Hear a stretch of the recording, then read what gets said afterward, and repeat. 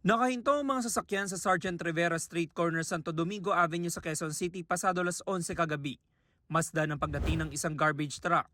Paghinto ng truck may sumulpot namang motorsiklo sa bandang gilid nito. Nang mag-go na ang traffic light, nabangga ng truck ang motorsiklo at nakaladkad dito ng ilang metro. Hindi na nahagip sa CCTV ang mga sumunod na pangyayari.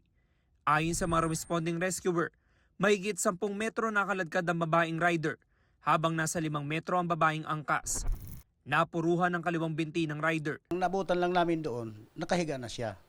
Yun lang ang nakita namin. Tapos ngayon, kagad namin rescue. Ilinagay namin sa stretcher para dinala namin kagad sa ospital. Nakapagsalita naman, kaya nga lang talaga ang binti niya, wala na talagang laman, balat lang talagang. Nakita namin, puro buto na. Binigyan din ng paunang lunas ang angkas na dinala sa ospital kalaunan. Nagtamo siya ng mga sugat sa iba't ibang bahagi ng katawan.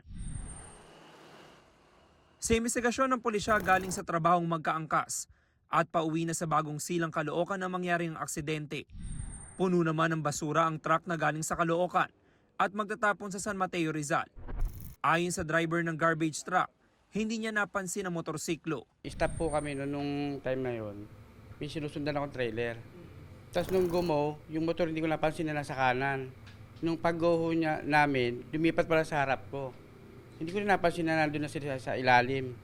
Tapos bumubusina yung nasa likod ko, akala ko siya yung nakasagian ko. Kung hindi siya bumusina na malakas, hindi ako hinto. May motor na pala ho sa ilalim yung pagtingin ko. Mananatili sa kusodian ng QCPD Traffic Sector 1 ang driver habang hinihintay ang desisyon ng magkaangkas sa motorsiklo kung magsasampa sila ng reklamo.